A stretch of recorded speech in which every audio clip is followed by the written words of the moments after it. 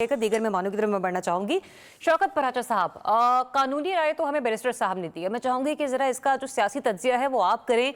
ये वाकई ही आप इसे बिल्कुल एज इट इज इसी पर्सपेक्टिव में देख रहे हैं जो साथ साथ फरमा रहे हैं कि कानूनी तौर पर देखा जाए तो हुकूमत की प्रोसिक्यूशन खासी कमजोर हमें नजर आई, या फिर हम इसे ये कहें कि 24 नवंबर की कॉल से पहले पहले वो जो एक इंगेजमेंट की बातचीत हो रही है ये उसका कोई ना कोई एक हमें यूं कह लीजिए कि सिरा मिलता हुआ नजर आ रहा है? जी बहुत शुक्रिया। इसलिए बहुत शुक्रिया कि जो कानूनी नुक्ता नज़र है दुरुस्त कहा उन्होंने कि अदालत का एक फ़ैसला है। अब 100% तो हम उसके बारे में नहीं कह सकते कि वजूहात क्या हैं। हैविंग सेड दैट, नेगोशिएशन की मुज़ाकरात की बात हम नहीं कर रहे, यानी मीडिया नहीं कर रहा था, ना हुकूमत कर रही थी, वो तो पीटीआई वाले खुद कर रहे थे। अच्छा। और ख़ास तौर पर अलीमा खान साहिबा ने जिस दिन 24 नवंबर की बात की कि एहतजाज होगा, तो उसी दिन बानी पीटीआई खान साहब का भी वो ट्वीट आया हुआ था और उस ट्वीट में उन्होंने खुद लिखा था कि मैंने एक मुज़ाकराती कमेटी भी तश्कील दे दी है और वो मुज़ाकराती कमेटी जो है वो बात जो करना चाहें उनके साथ कर लें। हम इस मुल्क में जहाँ रहते हैं यहाँ बहुत कुछ होता है। मादी में भी मुज़ाकरात के ज़रिए इसी तरह से कोई बैकडोर राब्तों के ज़रिए, वो अच्छे अल्फाज नहीं हैं डील या डील की जो बात की जाती है, लेकिन कहीं ना कहीं कुछ होता रहा है। 24 नवंबर के हवाले से एक प्रेशर ज़रूर हुकूमत पे था कि 25 को बेलारूस के सदर लुकाशेंको पाकिस्तान से क्या मुराद है शौकत पराचा साहब? क्या ये प्रेशर जो है वो ईज हो चुका है? क्या उनको यकीन दहानी है कि 24 नवंबर को एहतजाज नहीं होगा?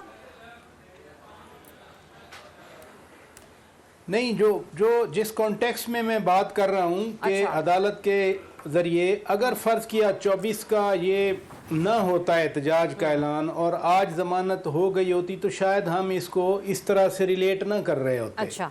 और इवन अगर आज ज़मानत ना होती तो फिर भी हम इतना इसको देख नहीं रहे होते इस एंगल से जिस एंगल से अब हम डिबेट कर रहे हैं, क्योंकि टाइमिंग बड़ी इंपॉर्टेंट है। यानी 4 दिन के बाद उन्होंने कहा कि फाइनल कॉल है, हतमी कॉल है, हमारा आखिरी एहतजाज है।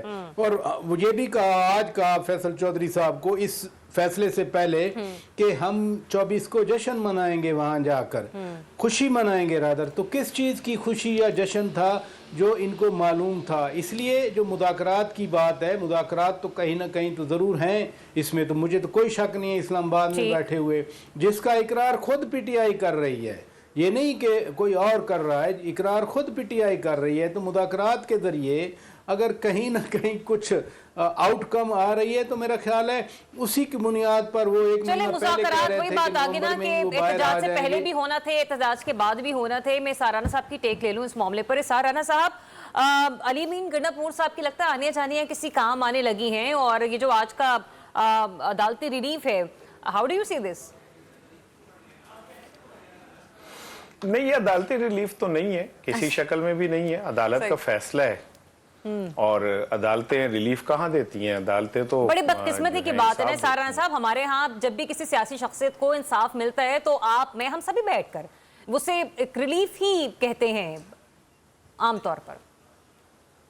नहीं, देखिए उसमें होता क्या है, जिसको हम रिलीफ कह रहे होते हैं ना, वो इस तरह होता है कि आप एक शख्स जो है एक पाकिस्तान तब तक नहीं आता जब तक उनकी मर्जी का चीफ जस्टिस नहीं आता, और जब वो आता है तो उस दिन वो आ जाते हैं, और जिस दिन चीफ जस्टिस की मुद्दत ख़त्म होती है तो वो भी बाहर चले जाते हैं। तो कुछ चीज़ें जो नज़र आती हैं कि ये इंसाफ नहीं, ये कुछ और ही चीज़ है। अच्छा। और आपको जिस तरह आउट ऑफ द वे आप आ जाते हैं, केसेस के बावजूद गिरफ्तारी नहीं होती और कहा जाता है चलें इखलाकन मुस्कुराते हुए या अपना अदालत में पेश हो जाएं, वो कहते हैं नहीं। तो बेसिकली आप हमें रिलीफ और फैसले का फर्क समझा रहे हैं साराना साहब? जी जी जी जी, मैं यही अर्ज कर रहा हूँ। तो बात ये कि मैं जाती तौर पे समझता हूँ कि मुज़ाकरात तो हो रहे, और पीटीआई इस मुज़ाकरात कार्ड को बड़े खूबसूरती से खेल रही है। एक तरफ उसने डी चौक में इकट्ठे होने का ऐलान किया, एक तरफ वो मुज़ाकरात कर रही है। और ये मुज़ाकरात भी मैं आपको क्लियर कर दूं, मुज़ाकरात हुकूमत से कहीं नहीं हो रहे। हाँ जी, मुज़ाकरात कहीं और हो रहे हैं। वहीं हो रहे हैं जहाँ जो वो चाहते थे। अपनी मर्जी से मिलने के लिए इमरान खान की लिस्ट बनाते और वो कॉन्फ्रेंस हॉल में अगर 1.5 घंटा मीटिंग करवाते हैं तो इसका मतलब होता है कि उनकी आशीर्वाद शामिल है। तो मैं तो पर्सनली ये समझता हूँ कि अल्लाह करे कि ये इस तरह हो जाए। देखें, इस्टेब्लिशमेंट पाकिस्तान की एक हकीकत है और इसको इनकार या रद्द नहीं किया जा सकता। इसी तरह पीटीआई पाकिस्तान की पॉलिटिकल इस्टेब्लिशमेंट है, इसको भी इनकार और रद्द नहीं किया जा सकता। तो ये दोनों अगर एक मिल के कोई इख्तलाफात हैं दूर कर लें और वो नैले दहले जो 9 मई के पीछे छुप के मौजे करते फिर रहे हैं और अब उनके सफ़े मातम बिछी हुई है, तो आप क्यों किसी को ऐसे को मौका देते हैं? और अगर आपके कोई दरमियान इख्तलाफात हैं तो अपनी अनाव से बाहर निकलें, पाकिस्तान की बेहतरी के लिए एक पेज पे अगर आ जाते हैं तो क्या बुराई है? और इमरान खान ने तो ये नहीं कहा कि मुझे रिहा करो, वो तो ये कहता है कि 8 फरवरी का मैंडेट वापस करो, ये जो अदालतों को बिल्डोज किया 26वीं तरमीम पे ये वापस करो, और मुकदमा जिन जिन सियासी वर्कर के ऊपर जाली किए वो वापस करो। तो ये तीनों कोई जायज मुतालबात है, कोई गैर नाजायज मुतालबात तो नहीं है। ठीक है, वो कि आप ही कह रहे हैं कि अगर मुतालबात पर मुज़ाकरात हो रहे हैं तो बेहतर है। और अब इन दी एंड हमने भी यही डिस्कशन हम लोग कर रहे होते हैं कि जो भी होगा वो होगा तो मुज़ाकरात की टेबल पर ही होना भी चाहिए।